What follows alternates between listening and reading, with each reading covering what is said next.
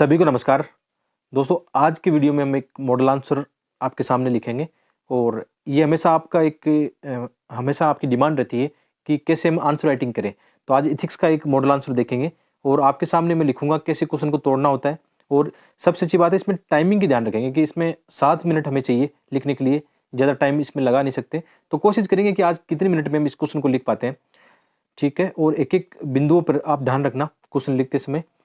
तो क्वेश्चन क्या है कि सभी सिविल सेवकों को प्रदान किए गए नियम और विनियम समान है। तो क्वेश्चन की थीम क्या है कि नियम और विनियम अपने सिलेबस में, यदि आप एथिक्स का सिलेबस देखते हो तो सिलेबस में लिखा हुआ है नियम और विनियम क्या होते हैं, विनियम क्या होते हैं, ठीक है, समान है।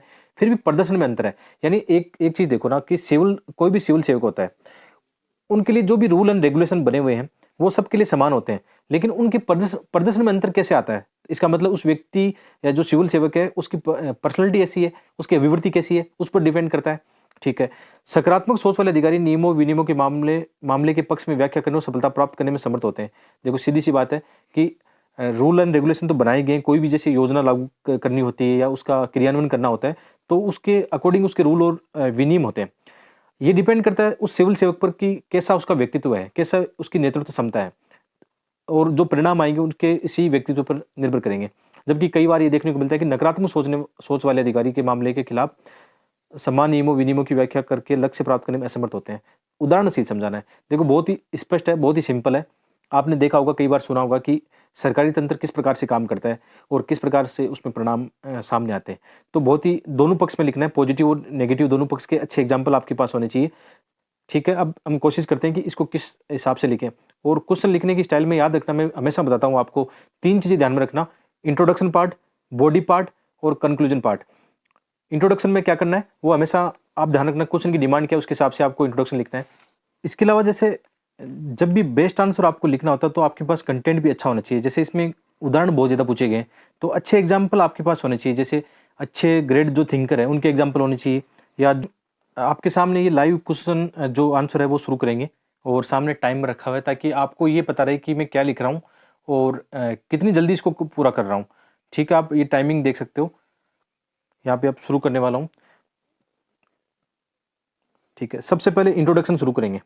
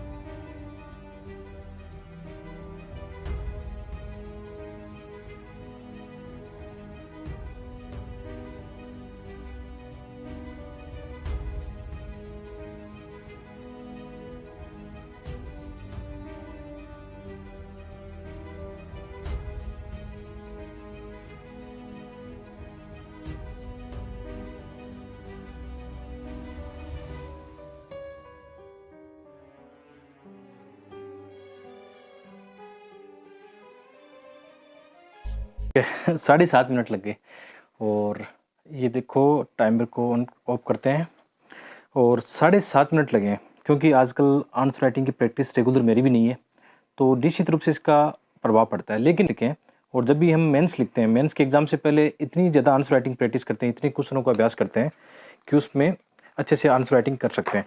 अब ये देखो, ये आपको आंसर राइटिंग दिख रही होगी।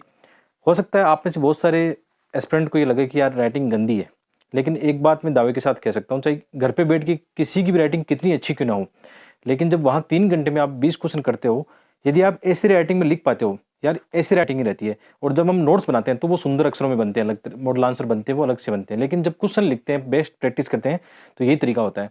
और मैं एक